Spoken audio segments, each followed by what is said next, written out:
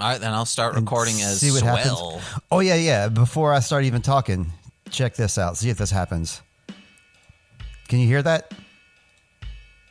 I don't think so. What am I supposed to be hearing? A drum. No, I cannot. A guitar now. You can't hear that? Nope. Okay. Well, cool. I went ahead and got myself all set up here. I got all the songs. I got my fucking everything set up. So the title, look, the title's right there. Can't you see that, James? I can't. I'm pointing at the camera, but right below the camera it says episode 13, The Flame of Tar Valon, Part 1. Part un. Part uno and part dos will be a Love trace. you too, Nicole. Is this a good time for us to do this? Should we start like later? No. Okay, cool. It's just Nicole leaves at 11, so... Yeah, that's why. I didn't know if it'd be better to record like after she's already gone or, No, whatever. I hug and kiss her and beforehand, and then she's good. Okay. Let me find out a good place to put this so I can see it while we're talking. I mean, this is not it, but I'm going to go ahead and go for it. Yay, James is already ready. So we're going to say, hello there, and welcome to Sweet Child of Time. It's a podcast where we introduce a sweet child to Amazon's world of the Wheel of Time. We being me, I'm Steve Barnes, your host, and my co-host is my sweet child. I stuttered a wee bit because... just because it's fun to do that. He's James McCullum. Hello, and I see you, James. I see you as well. It's McCullum. Just say McCullum. McCullum. Cullum with a Mick. McCullum. McCullum. Yeah. McCullum. There you go. And now the audience is tuned to how you pronounce my last name. You know, I was going to say we can both talk at the same time. What's up? I was going to say we should make a gentleman's agreement from here on out to never say our last names, to say, I'm Steve and here's James. I don't know if it's a good idea. Is that a good idea or not? I liked the just Marshland Monster and intro void, Rebecca Crow. Okay, yeah. All right, well, we'll figure it out next time. Right now, we're going to roll with what we got. Steve Rebecca Crow intro void. That's your first, middle, and last. Yeah, and we're just going to skip the Barnes. I got to put the Barnes in there to honor Joe Barnes. I mean, come on. But no, you said we're not saying last names. Well, I take that back. Only because I had a hard time saying yours. Okay, then just say James, a.k.a. Marshland Monster of Mostly Speakin' Sentai. Hey, James, a.k.a. Marshland Monster. Did I see snow in Chicago this week? Yeah, see, Nicole... No, there was zero snow. Oh, that was an old picture of socks. Old-ass pictures. I don't know why Nicole put those out without saying anything, because so many people were like, oh my God, my mom especially was like, there's snow? Oh my God, no. It's like, Mom, if it's not snowing if you were to just take a plane from Chicago to Muskegon, it's a straight line across Lake Michigan. There's no... So, with that being said, if there's snow here, there would absolutely be snow in Muskegon. Right. Well, I'm like your mom. I'm of, I don't know how old your mom is. I imagine she's probably like 10 years older than me, maybe about my age. But yeah, I saw that picture and I was like, oh man, I hope they're okay. They don't have a car. I hope they can get, I started thinking all these things. Then this morning, I looked up the temperature in Chicago and it was like in the 50s. And I was like, well, I guess it's all over now. And I'm glad to hear you fared that well. Also, having a car would make things worse if I needed to get around. I'm thinking about slippery sidewalks and whatnot. And when it snows, I mean, I know they have to there's all this shoveled piles of discarded snow that's taking up most of the sidewalk, so it's really hard to get around in a city. Nah, the worst was 2 years ago when we got it was so much snow, just an insane amount of snow across the United States, but in Chicago it's the most. We had more snow 2 years ago than the entire 5 years prior that I've lived here. And on the sidewalks, it was just a snowblower width throughout all of it. And that's the worst it's ever been, but it was magical. And I was like, I really hope we get that much snow this year because we're not living on the top floor of the apartment like we were previously, and that would always leak. So I could never fully appreciate the winter time because it would start leaking, as well as with rain too. Yeah, totally. Man, you reminded me of like Ashland Skateland, which is where we used to be part of the Ashland team up until this past year, but they have a flat roof, and somebody screwed up their roof when they shoveled snow off it one year and inadvertently put a couple holes there. So that roof leaks anytime like it snows or rains heavily onto a skating floor, which is where the worst place it can be. So they have these little weird, they don't have the money to get it repaired. It's very costly repairs. And like, so they have like these traps, like these little water traps that trap the water into the buckets. And then the skaters just avoid the buckets. Let's go fund me this roof situation. It has been talked about so many times and it's gotten pretty much nowhere. But yeah, I actually recommend that because Ashland Skateland is still, even though we're not part of the team, Charlotte's there 2 nights a week, even though she's not even on the team. She's still hanging out with people from the team and using the rink. And yeah, it's a great spot in town because there's pretty much nothing else recreational for kids nearby when King's Dominion, which is like the big amusement park, is not running. Of course, King's Dominion's in full gear now, so... Go fund me, Ashland. Good idea, man. Yeah, real quick on skating rinks. I never went to them because I was a soft boy who was afraid of getting hurt. And it's weird to think that back when I was a kid, there were 3 skating rinks and 3 bowling alleys in my town. Wow. And it's it's technically a small town. But because probably during the 70s and 80s and into the 90s before the recession hit in the early 2000s, it was like a bustling metropolis for a small town. And Brunswick was stationed out of Muskegon, so that's why we had so many bowling alleys. We might have actually even had 4.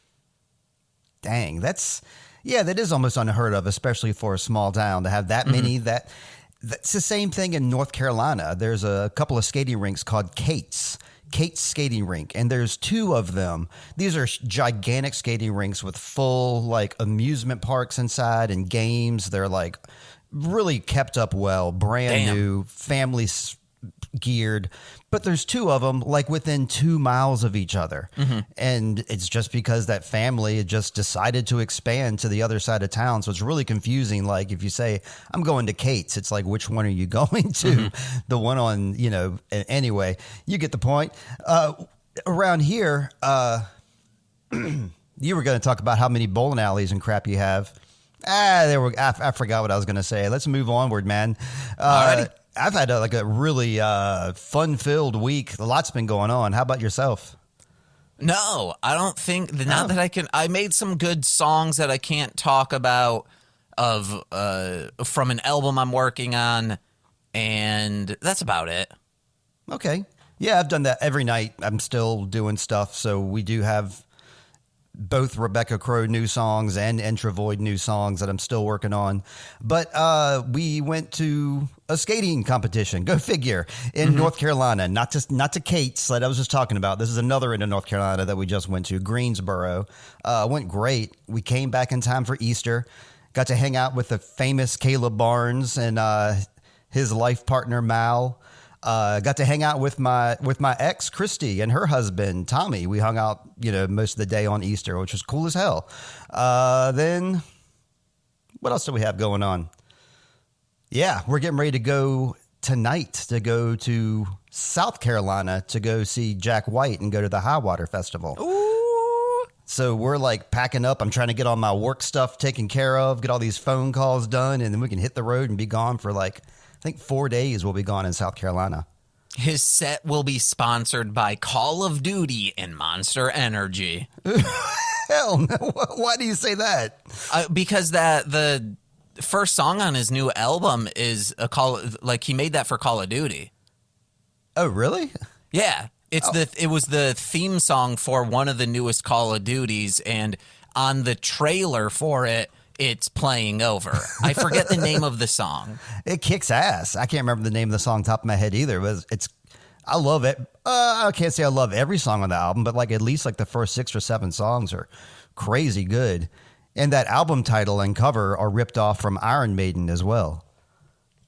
It's called Taking Me Back from Call of Duty Vanguard. Okay. Did he write it? I'd like to know if he specifically wrote it for the game or if he wrote this song and was like, yeah, this will be good to shop around and see if anybody wants to buy this thing. It seems like it was made for the game because he's like teaming up with Call of Duty or registered trademark Vanguard. It's a killer song. And like, yeah, the album is called Fear of the Dawn, and it's like blue with a spooky tree and the moon. And it's exactly like the Iron Maiden album, Fear of the Dark. Exactly the same thing. Blue, spooky tree, moon.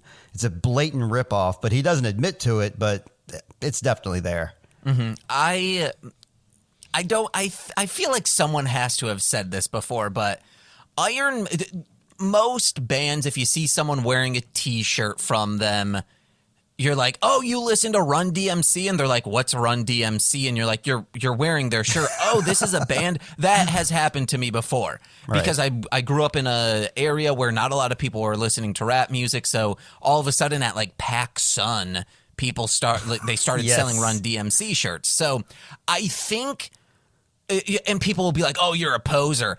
Iron Maiden, I believe, is the only band where you are, if someone walks up to you and is like, oh, you listen to Iron Maiden while wearing an Iron Maiden shirt, you are okay because it is just an art shirt that you're wearing.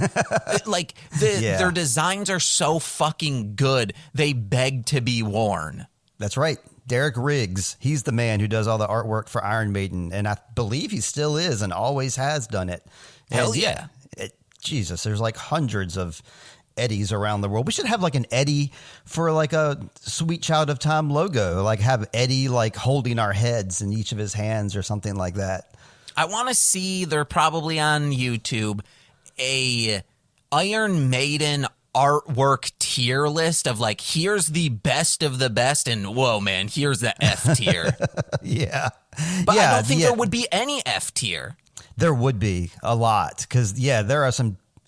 I'm a huge Iron Maiden fan. That was the first concert I took Charlotte to see. We went and saw Iron Maiden, and absolutely love them. And I absolutely hate some of their music, and I absolutely hate some of their artwork that's like visually like unappealing.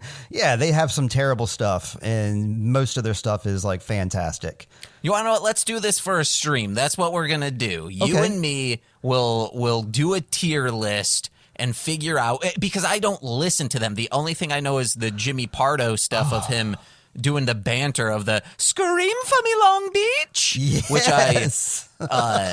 I would always say to Franklin, because he would scream so loud to get food, and before, like, I'd be holding up the food dish in my hand and I'd go, scream for me Long Beach, and then he'd start screaming to the point where one of his nicknames was just Long Beach. I love this. Yeah, that's me and Sam. That's part of our regular like language. We say "scream for me, Long Beach" like all the time too. I'm marking the time. This is at minute 13:59 that you agreed to do this. So I'm fine with it. Yeah, I'm gonna hold you to it, buddy. I love this idea. The next Crumb Bums that I want Nicole to do, it's been written for a long time. It's my parents. It's very fictional, this Crumb Bums, because my dad and stepmom show up at my apartment. Very fictional. They show up and they're like, oh, yeah. I'm like, Nicole's out of town. Or Nicole's just got out of work. She'll be here soon. And they're like, oh, where's Franklin at? We want to see him. And I'm like, oh, he's playing PSP somewhere. And then he like walks in with headphones on and points at the PSP, and he's like, I'm going to wife this cow, and then walks out. That's another vernacular about Harvest Moon. Okay. Nicole loves the Harvest Moon series, and you can marry people and you look at their diaries and you see how many hearts they have for you. But when I was playing it, I saw a cow and I was like, man, I'm going to wife this cow. So he screams at her and they're like, why is he so loud? Where did he learn that from? And then I'm like, and then I think back and it's just me with like a bowl of food above him. And I'm like, scream for me, Long Beach. And he's just like, yeah. I'm like, I guess he learned it from his parents. He must have. Hey, we're talking about Iron Maiden and Scream for Me Long Beach. Can we go right into our band corner? Yeah. Alrighty. Yeah, I'm going to play one song right now for us. And this is from, not necessarily from a band that I follow, but from a collective that I follow from Montana. At first I thought, because it starts with an M, I thought maybe you might know these people, but you do not. But anyway, this is Subtower. It's a label and it's kind of a collective up there. And I'm friends with Keith. They're from Missoula, Montana. Most of their stuff is on Bandcamp. They're very lo-fi, DIY. Steve Barnes loves them for that reason. Mm-hmm. They do audio, video stuff. They do VHS tapes. They have tons of like VHS material on YouTube if you look up Subtower. Hell yeah. Hell yes. And they have a bunch of different great bands. I sent you Kill Elizabeth. Did you listen to that yet? I sure did. Oh, you did? No, you did not. That's fine. We're going to listen to that next week because I want to do a couple of weeks with Subtower because, like I said, they're a collective. Because I thought you told me to listen to it for next week, and I was like, I didn't, sir. I did tell you to listen to it for next week, so you did just the right thing. I just wanted to throw you through a loop, and it happened. Your eyes got real big. So the first band from the collective we're going to hear is, let's see, I was going to play something from Panic Boner.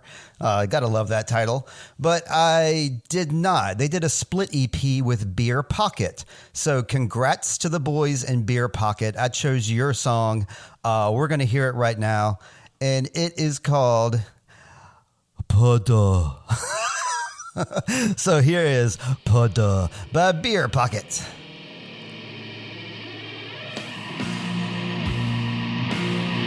I have been looking at the stones and these walls for months. I have never looked at them without a feeling of anguish. Every stone here swept with suffering. Maybe at one time, I have searched for a trace of them. I have searched for it in vain. Now it was all over. And in any case, I've never seen anything emerge from any swing stones. Finding it so much like myself, I opened myself to the gentle indifference of the world.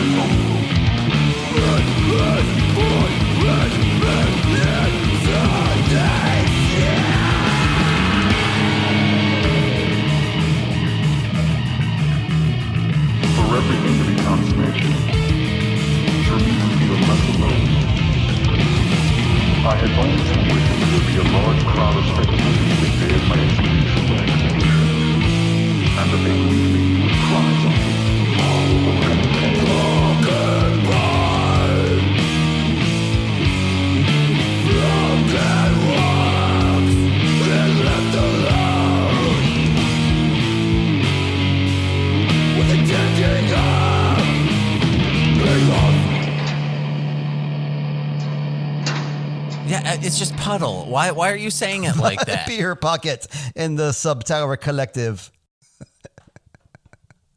We're going to hear another band, and I'm going to put their song at the end of the episode. This is going to be Asagrimmr, and this is a black metal band, and we're very lucky to be able to play a black metal band because normally they don't reach out to people. They remain very mysterious. Like you look for their information on Bandcamp or their links, and they don't have a name, they don't have an address, even a country. But in this case, we do. We got... from Sardinia, we got, I'm not sure what the fella's name is, but you can see his face if you go to his Instagram, which is also very rare. Asagrimmr. And we're going to hear the song Ragnarok, which is not quite yet available, but it is going to be available on Bandcamp. He's got a pre-order for an album coming out under the sign of Odin. This song is 8 minutes long, so that's why I'm going to put it at the end of the episode. But it is killer. You got to check out Asagrimmr Black Metal. And so I don't have to pause it because I'm going to put the song at the end of the episode. So I'm going to go from our music corner over to the book corner. Can I say one thing real quick? I love that Beastie Boys song, From Here to Sardinia. What? There's one where they say From Here to Gardenia. So Gardenia, yeah. Hell yeah, shout out to our Sardinian friends. Let's see, I don't want to keep plugging book 12 of the Wheel of Time because that's still what I'm reading. So I delved into some comic books inspired by Nicole because she posted something. A friend of hers is doing like not an art show. They were doing a comic. A bunch of comics are getting together.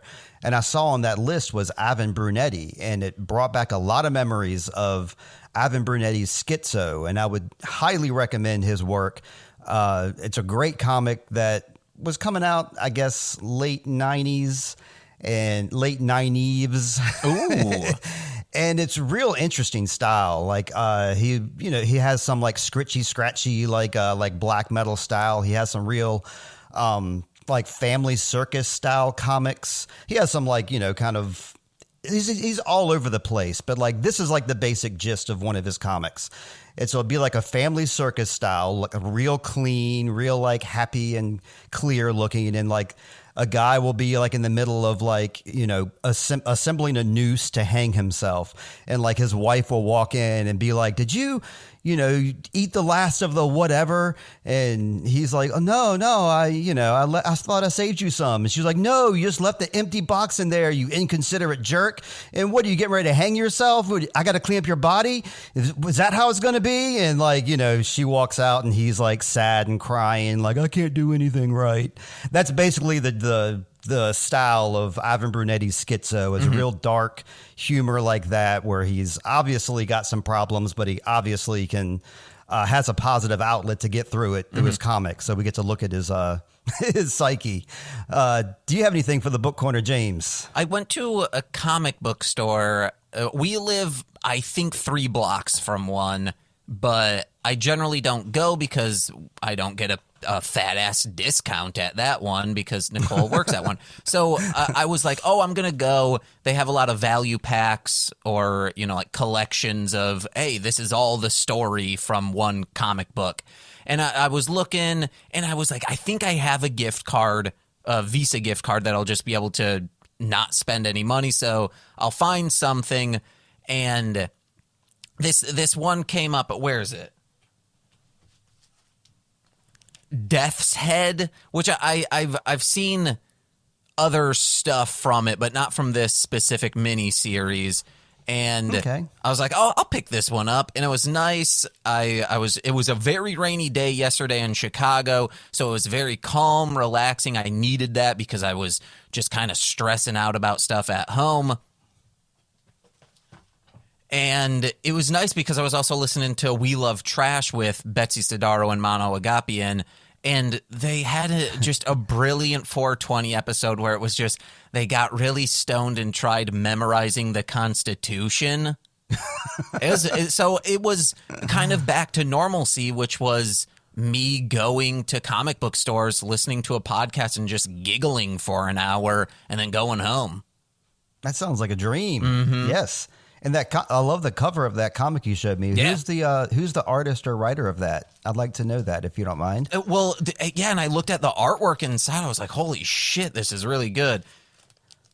It's Tinny Howard, Kay Zama, and Philippe Sobreiro, I believe is how you are pronouncing all of them. So I'm guessing that is writer, artist, inker.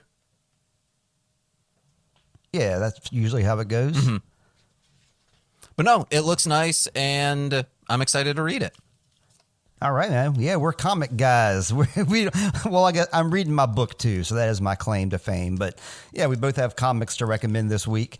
And yeah, what were you saying about the 420 episode with? I got to check that out. There was a pretty good Improv for Humans 420 episode. I'm like in the middle of listening to now before we got on here, but. Yeah, Betsy Sidaro on Improv for Humans is just I'd love when she's on anything. Man, I adore her. Is fantastic. Her and Mono are perfect improvisers because they've lived together for such a long time. Right. I don't think they live together now, but because they're best friends, the funnest episodes of their podcast, We Love Trash, are just them being friends, like being goofballs together. I highly recommend finding and seeking out anything they do. Like a lot of their Doughboys episodes are great. Check them out. That's what I'm familiar with them from is Doughboys and Improv for Humans. I've known about Betsy for such a long time because I'm really into like Brett Gelman, John Gemberling, all of those people. I believe John Gemberling was on This Show Will Get You High. Did you ever watch that?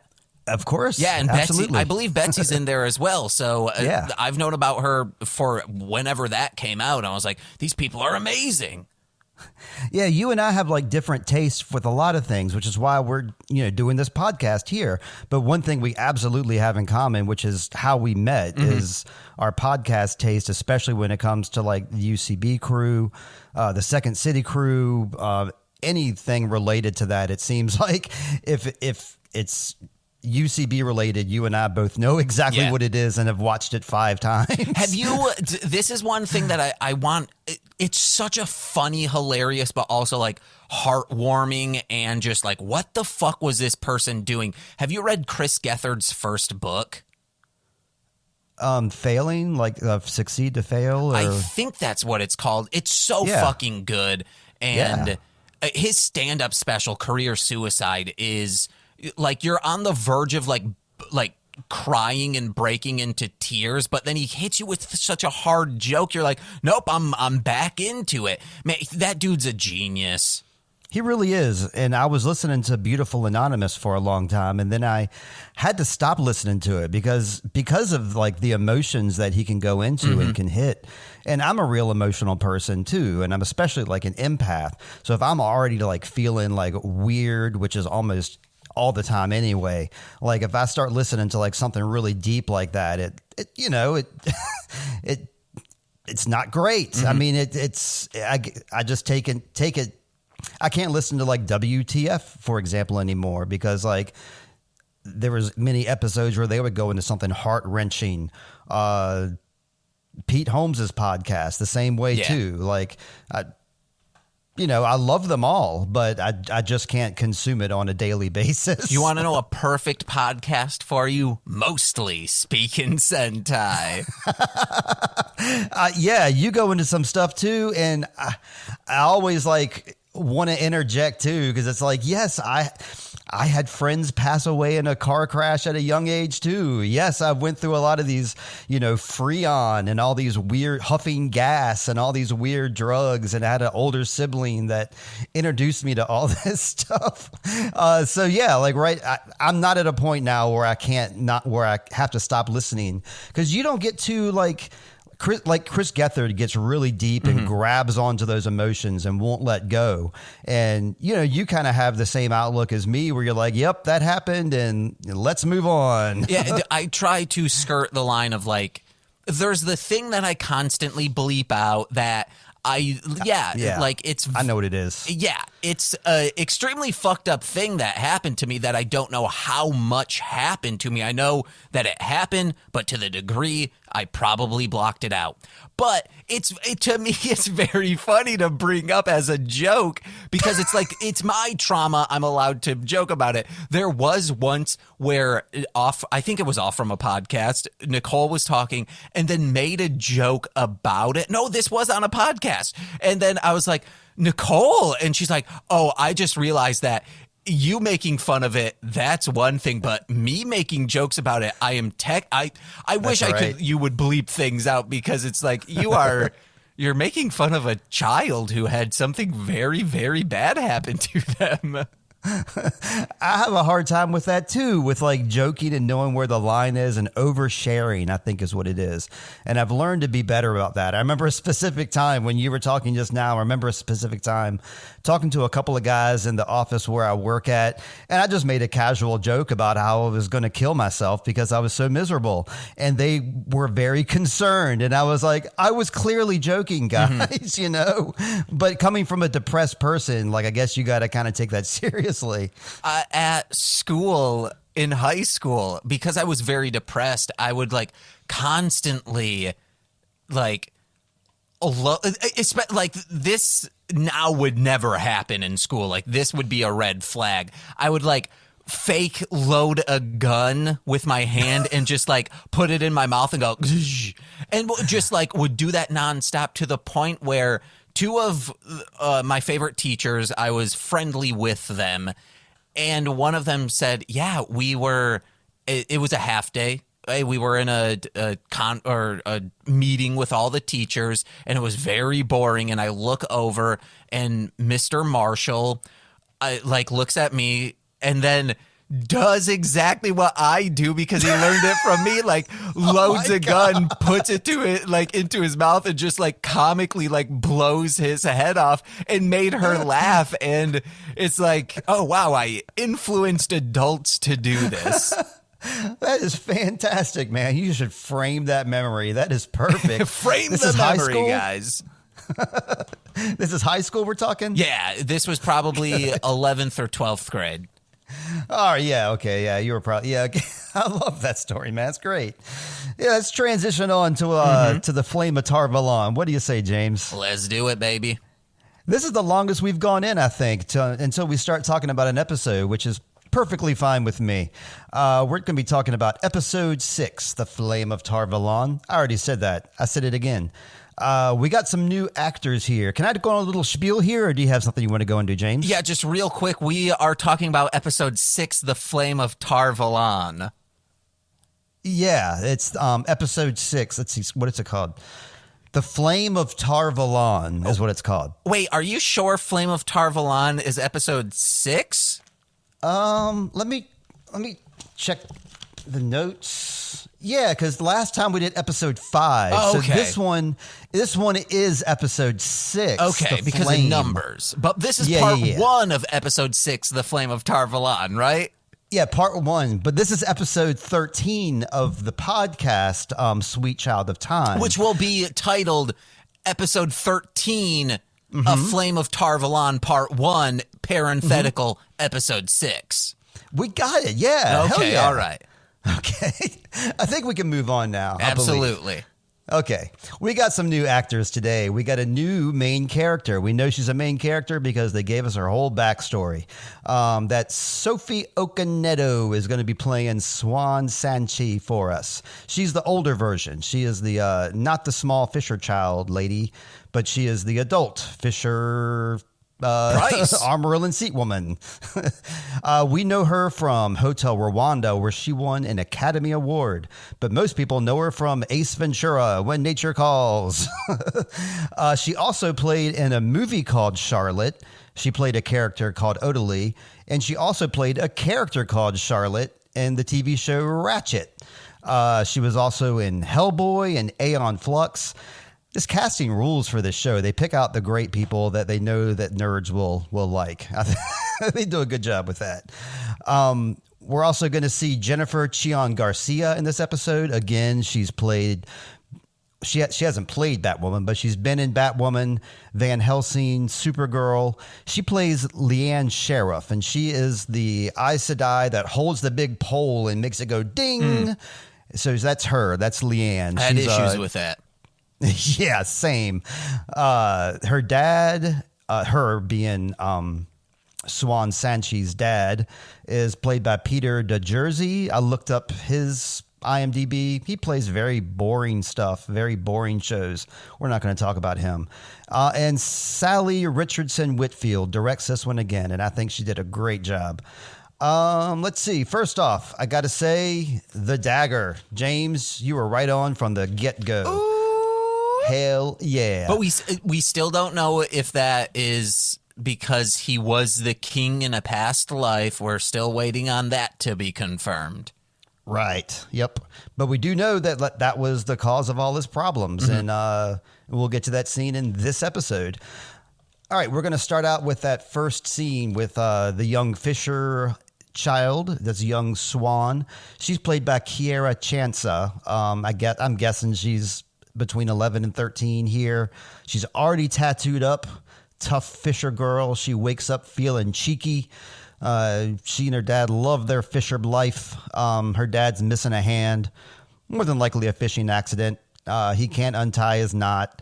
So she is a channeler, we find out. Maybe he could half channel and they cut off one of his hands, so it was harder for him to do as such.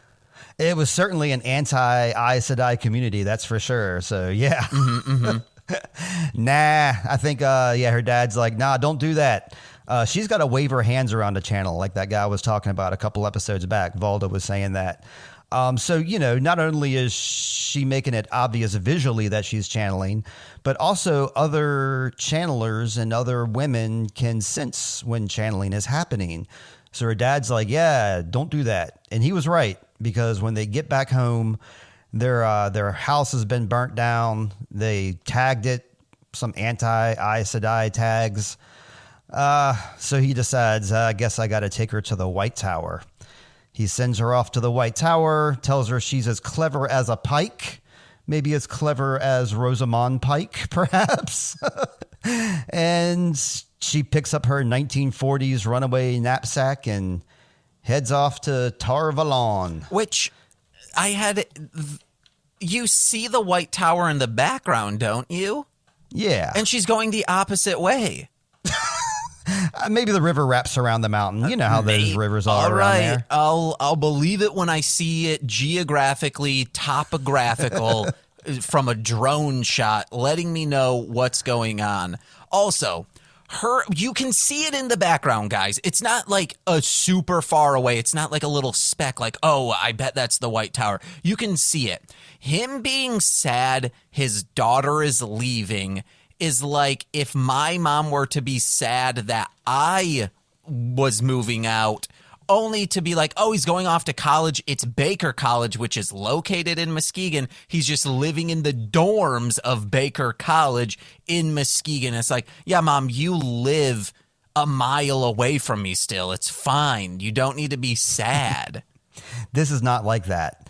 That not for the Aes Sedai. They break ties with everyone when they go into the White Tower and become an Aes Sedai. They break their ties. We learn in this episode that she is Lady Moraine de Mondred, and she gave up that title to become an Aes Sedai. Okay, that was going to be one of my questions is, do we know what royal blood have we been introduced to this king before? But I'm guessing we haven't. Yeah, but it's obvious they make a point to call her that. So yeah, same here. He's pretty much guaranteed to not see his little girl. She's maybe between 11 and 13. He absolutely will not see her until she's at least 30. Yeah, maybe not even then. Could you be a warder through nepotism? Like if you're like, well, I want to see my brother again. Hey, I'm going to get my brother to be my warder. Yeah, and no spoiler alert. But yeah, that is something that happens in this world. Yes. Oh, hell yeah. Alrighty, I'm losing my even though that's kind of creepy. I don't like Because you're so like You don't have to screw your warder. no. But what I'm saying is, I would never want to be emotionally connected more than I already am through just we grew up in the same home together with my sister. I mean, unless y'all have like a relationship that you want to like expand even further. Because then it's like, well, when she feels pain, I feel pain, or when I feel discomfort, she would know when, like, I'm sorry to get a little blue here. When I'm like having trouble taking a poop, she'd be like, James is having a trouble taking a, like, that's also something. I mean, I guess the I said I can heal diarrhea. We discussed this last time, but if that one warder with the ponytail, if he was just like out and about and he's like, oh shoot, I can't get to meringue in enough time, I need to diarrhea, she would be like, oh fuck, he's diarrheaing right now just in the woods. Yeah, that's I mean, we're a TV show podcast. We're not a book podcast, but they do talk about in the book where intimate moments happen and like the other person is annoyed. Like, all right, I got to go through this for the next half hour. Damn it. See, guys, I fucking know this series and I have only seen 5.5 episodes. You're still just a sweet child. Come on now. So, we're going back to the show here. We're going to the intro. Did you watch the intro this time? Absolutely not. I decided to not be upset with you at all about this because you said I listened to your Sam and Max podcast. I was going to tell you that before we started recording. I was going to say, I listened to your podcast. I liked it. But I liked when I heard you say like, oh, the Sam and Max theme song, whatever. I don't really, you made it clear that you didn't really know the theme song that well, or that you didn't really pay much attention to it. Wait. So that made me feel a little bit better that you're not really paying much attention to this intro either. No, I don't know what I talking about the intro to the show. You were talking about the theme song. To the theme song of the podcast or the theme song of the... Yeah, from what I can remember, you said like, that song, it's kind of, you made some mention that the song just gets kind of meandery and like jazzy and you don't really follow it. I think I was talking about the background music in the beginning because the Sam and Max theme song fucking rips. It's like, Sam and Max, freelance police. It's hype as fuck, guys. Just listen to that theme song and you're going to be in a good mood. Well, listen to the theme song to the Wheel of Time. Like, watch it one time. You have it right there in your living room. You can check it out. You'll see like you remember we're getting ready to talk about the scene right now where we're in the White Tower and you see all the different Aes Sedai sitting by their colors in a little circle. You get to see like a cartoon version of that if you like watch the intro to the show, and you'll see names across your screen like Rosamund Pike, producer, Brandon Sanderson, Harriet McDougal, Uda Briezowitz. You'll see names like this and you're like, aha, the right people are on board with this show. Nah, that cartoons is kid shit, okay? I don't watch cartoons. Yeah, I'm sorry to offend you in that. I know you're more into adult stuff like Sam and Max and Beyblade and whatnot. Can I say something? Was the episode of Sam, the Death from Above, was it fun to listen to? Yeah, it was. I've never seen Sam and Max, never heard of them. I Google image searched them so I could get an image in my head of what they look like. But yeah, it was because y'all didn't, just like with most of your podcasts, y'all talked more about yourselves and like what it meant to you as opposed to like describing the scene and like you had to have seen the show to like understand it. You don't. Like, I don't watch the episodes of Five Man before I listen to Mostly Speaking Sentai. You should. Y'all just give a brief description of it and then y'all talk about, what y'all thought about it. And that's the most interesting part. I do highly recommend it. It's on Tubi TV to watch for free, or I think on Shout Factory TV. Watch Sam and Max. It is awesome. It still holds up. It's one of the greatest cartoons ever made. The best chance we would have is if I could get Charlotte to like it, because if she likes it, then it'll be on the TV all the time. Go for it. And I won't be able to avoid it. That's how I watch most shows. It's like whatever she's watching is what the family's watching. Which right now is we're watching a show about glass blowing. It's like a competition. I'm not sure what it's called, but it's pretty badass actually. Let's see, where are we at here now? Okay. First scene is we see inside the White Tower. We get to meet the Amarillan seat. We know it's the same lady because she's tattooed up. Yeah, I called that right away when I was like, oh, this must be a flashback, and she's going to be the like Watcher or whatever she's called. Also, unless those tattoos are magical or biological. No, biological. Oh, they are biological? Yeah, her dad had them too. You know, they're fisherman tattoos. Oh, but I mean, like, was she born with those tattoos? Oh, no. Yeah, they would be stretched out and faded if you got them as a child. I was thinking that too. That's a very good point. I don't know. No answer to that one. Maybe they were magically retouched. Her dad's looked pretty good too, though. Her dad's didn't look all stretched out, and I'm sure he had those tattoos when he was a boy as well. Anyway, Moraine looks nervous, which is very un-Aes Sedai-like. We see a lot of un-Aes Sedai-like behavior in this next few scenes. I want to pause for a second to say, though, that just straight up, I thought this was a strong first half of this episode. Yes, you too? Yeah. Yeah, like, some episodes kind of waver a little bit here and there. I thought this was very strong, but I had to point out that all these women are somewhat acting un-Aes Sedai-like because they're supposed to not show any emotion, and we see lots of emotion happening here. Let's go into it. They're all in their little natural habitat in their little corners with their colors. We see Leanne is with the big pole. Bong, bong.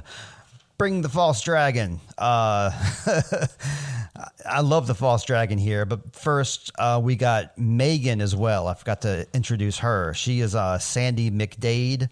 She is the short-haired leader of the Blues. So she's kind of like Moraine's boss, basically. They bring Logain. He's in chains. They unchain him because there's really no reason for him to be in chains other than the fact that they parade him through the streets. And he drops a shitload of truth bombs on everybody. I love the points he's bringing up.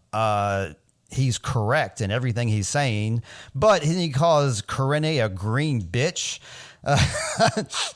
That went a touch too far. And if I was an Aes Sedai, I would have killed him on the spot. That's what he wanted. He wanted somebody to kill him. But nah, they ain't going to kill him. Which Leanne sucks. tings the bell. Yeah. Well, I mean, for good cause. They want to study him and check out his power and I don't know, make an example of him, I guess. He's absolutely right, though. Everything he's saying is right on. I had a teacher, Mr. Sheely at Tucker, and he did this exact same thing. He had this big, like, heavy metal bar, and one time the class got, like, disruptive, and he, like, just dropped that bar in class, put it over his head, and then dropped it. And it was, like, one of the loudest things I've ever heard in my life, and my ears were ringing afterwards for a long time. It was a very bad decision he made to try to get us together. But, yeah, that's what she's doing with her little stick there. What did you have something to say about that little stick in Leanne? Yeah, because she hits it on the ground. It wouldn't ring out because she's still palming it. It's magic. Okay. Straight up. All right. So we got the three team of Leandrin, Alana, Moraine. Leandrin admits what's going on. Alana wants clemency, which I don't know why everybody looks so weird about that. That's just basically a pardon. I don't know why people look shocked about that. But Moraine sticks by, the Leandrin and is like, yeah, we had to do it, basically. That could have been the end of that. But then Leandrin gets true Leandrin on our asses, and she starts bringing up all kinds of stuff about Nynaeve and Moraine, talking some true shit. Like, hey, you're supposed to be a blue. You're supposed to be out there protecting the world, and like this village got attacked by these monsters.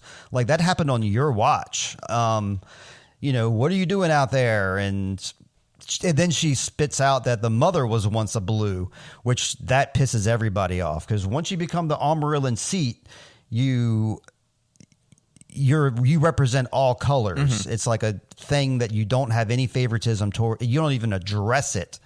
The fact that she addressed it pissed everybody off. But she was forced to address, she being the Amarillan, to address everything that's been said here. And before I go on, and because there's a lot more to say, what you got to say, James? It is disgusting with the whole mommy-daughter thing they have going on. It's like, no, just find something else besides mommy and daughter. And also, my sister did this. I don't know if I said this on this podcast, so I'll make it very short. My sister got caught smoking weed as a teenager and then threw my brother and I under the bus of, oh, well, Patrick smokes weed and, oh, James has smoked weed years ago. So we all got in trouble just to take the heat off from her. She threw all of us under the bus, and that's exactly what this Red did. Yeah, like to the letter. I think she took some notes from Bonnie and was like, yeah, I'm going to do exactly what she did. Bonnie? Isn't Bonnie your sister? Bonnie is my sister-in-law. Louise is my sister. Louise. Excuse me, Bonnie. Louise. Anyway. Bonnie would never. Hell no. So, yeah, that could have been the end of all that. That's like I said before. They should have just accepted that punishment and gone on, but she had to bring up a bunch more shit, forcing the Amarillan to directly address Moraine. What are you doing? She only says she's been from Tyr to the Two Rivers and many towns between, and she cannot say the purpose of her travels. She says it like 2 or 3 times that she just cannot say because she cannot lie. We find out at that point that she is Lady Moraine de Mondred, and damn, everybody's pissed off. She kneels, but she does not beg. The Amarillan's like, you kneel and you beg me. She kneels, she does not beg. And Leandrin looks pretty pissed too. They have a little standoff in the hallway afterwards. We find out that they actually used to be friends at one point, Leandrin and Moraine. Not anymore. Tomorrow your reckoning comes. Leandrin's reckoning comes tomorrow too, right? Because the whole point of the trial was for her. So I don't know why she looks so damn happy. Because she threw someone under the bus and she's happy about whenever she can get one over on them damn Blues. I don't know. I still think this actress rules the way she can like just move her face just the slightest bit and just make me so angry. Man, it's just a great actress. Canadian baseball players and dogs who live with multiple men, be aware of this woman. She is after Blues, even if it's a dog planting clues or Blue Jays. Blue Jays are baseball, right? Yeah. Okay, good. All right. So after this scene, we're going to see, looks like Moraine's like in a coffee beanery or a Starbucks or something, having some tea. We see Loyal across the way. Can I say something real quick? I thought the next scene was the bathhouse. I was like, how is that? What Starbucks are you going to, sir? The Richmond, Virginia Starbucks, don't you know? No, we're not there yet. She's just kind of taking things in. She sees Loyal across the way.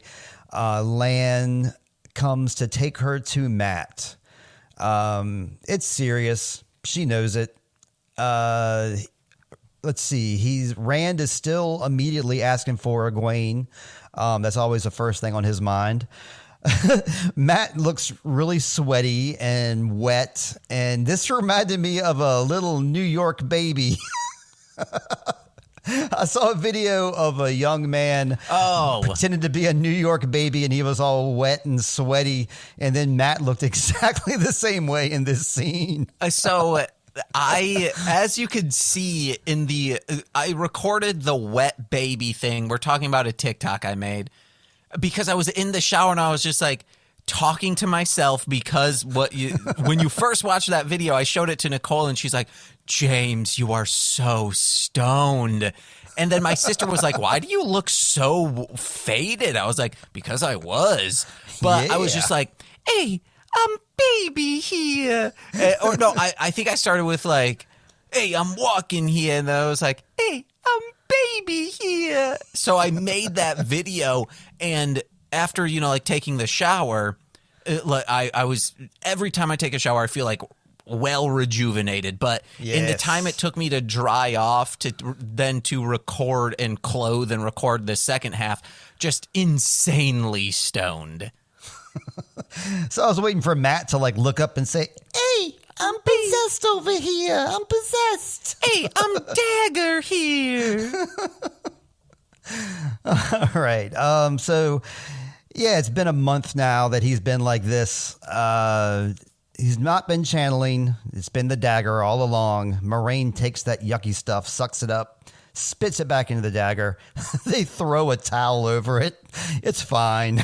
Throw a blanket on it. It'll be fine. You see after this scene, as soon as that happens, I think it's a pretty good directorial choice. They showed all that nice sunlight, and Matt and Rand are bathed in the light at this point. Mm-hmm. I don't know if you noticed that or not, but that was I thought that was strong.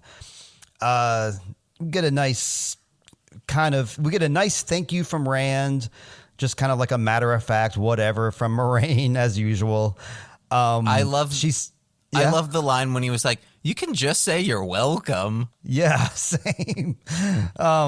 It turns out Matt's probably not the dragon, but he's certainly something. Remember last episode we were saying everybody had all these crazy attributes. Even Rand seems to be stronger. Matt, even though he's not the dragon and this dagger thing meant nothing, a normal person would not have been able to withstand that for a month. Mm-hmm. So obviously Matt is super strong as well, we find out. Moraine gives a nice bow to Loyal. She calls him Builder. Did you catch that? I heard her say something that was not his name, and I was like, I don't know. Yeah, she called him Builder, and that's what, in this world, those Ogiers, they usually don't come around, usually don't see them. But when they need a city built or need something built, it's the Ogier that do it, because they're super strong, they're great craftsmen. And they're very well trained to do intricate detail and, men can build stuff too in this world, of course. But if you want a city like Tar Valon, if you want the White Tower built, if you want something like that, you get the Ogiers to do it. They usually live out in these things called steadings, which are basically like forests. And that's where they hang out. And when they leave the steading, they're fine, but only for so much time. We're talking a couple of years, maybe. They got to get back to the steading to kind of recharge for a couple of weeks before they can go back out to the world again. Otherwise, they'll just get weak and I don't know. But yeah, that's the deal. Let's see. So yeah, she respects him. All Aes Sedai, everybody was supposed to respect Ogier. I don't know why Rand was so surprised, but he was, because he's a mountain boy out in the woods. Let's see. Moraine is pissed at Nynaeve. I love this line. If you're a wisdom, I suggest you start using some. Mm-hmm, mm-hmm. Woo, baby. You got any thoughts on that? I also liked your pride almost killed your friend, something like that. Yeah. I mean, that's not what I was expecting her to say. And that's where she went with all that. Yeah, this is when we go into the bathhouse with Megan, and she basically gets dressed down by the blue leader. I thought such a funny, stupid line was, a green and a blue spoke on behalf of a red. The world has gone mad. It's really that you need to get out a little bit more, ma'am. No, you're right. But I mean, it's kind of like the equivalent of, I don't know, I can't even think of a good equivalency. Yeah, I mean, she mentions all kinds of things that are going weird in the world, and she talks about ships disappearing. Aiel have been spotted, we saw that one in that cage. So she's saying there's even more Aiel out there, which is also unusual. She's talking about the Trolloc attack. She's talking about an Aes Sedai that sank Terran Ferry. So just when you throw on top of that, two factions that are normally at war with one another, when they're agreeing about something, that's just another sign that shit's sideways in the world right now. I liked we sent money to the fairy, okay? They made a point to say that in the book too. Every time an Aes Sedai or Moraine, especially Moraine, would like fuck up something, like we saw her like tear apart the Two Rivers building, like just to throw some rocks around. Like she was always throwing money around too. To like compensate for anything happening. There was a line we missed, even though the Aes Sedai Council, I am not enjoying. But originally I was like, wow, Meringue sucks. But now I'm like, wow, Meringue's the coolest out of all of them.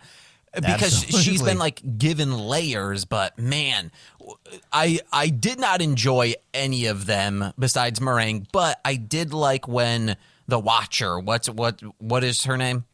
The Amarillan seat? Yeah, the seat, we'll say.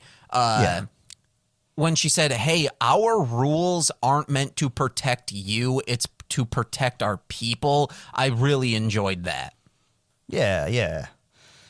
And yeah, we see like a bunch of like these like pillow signals that are going on here. Like first, like the blue pillow gets thrown down, so she knows that the leader is going to come talk to her. And then like she gets another signal from like the jewelry. Like she's been waiting for this signal. This is the signal saying that like, hey, Egwene and Perrin are finally in town. So she had her spies like spy them. Can I ask you some questions? Yeah, sure. Why not? They're very quick. We see yellow, gray, and white. That's what, at least with my eyes, that's what color they were. What are they? Okay, yeah. The yellow are the healers. Okay. And that's what they say Nynaeve's probably going to be. The white are more like knowledge seekers. They're kind of... librarians, historians. No, the gray. No, the browns are more the librarian types. The browns are like the knowledge seeker. The whites are more. I would describe them like as like nuns, kind of like really strict, stringent, stick to the rules. Grays. I had this written down in my book. I can't. I should know this off the top of my head, but there's not a whole lot of prominent grays that I can.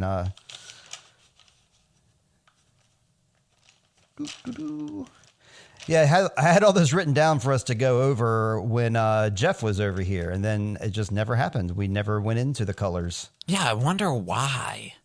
Shut up. Okay, the grays are the ambassadors. They're into negotiations and diplomacy. Hell yeah. All right. And then what was the other one? Yellows. We already said the yellows, which is probably what we would imagine Nynaeve to be, because she healed and didn't even really... Well, she healed Lan and she meant to, but she didn't even mean to heal everybody else, and she did. So it's a good sign in that direction. Let's see. This is a last scene we got here, I think. She hooks up with Egwene and Perrin. Egwene reveals the rings. Again, kick ass for doing that, Egwene. She says that Valda won't hurt any more sisters. We discussed this last time. Don't be so confident, Egwene. Yeah. That was not a kill stroke. You should have chopped off his head. That's the only way you know. Unless, like, hey, maybe some wolves ate him. Yeah, maybe. Yeah, you're right. But we didn't see it happen, and so I seriously doubt we would go that direction. What she should have done was chopped off his hands as like, hey, that's on you, dude.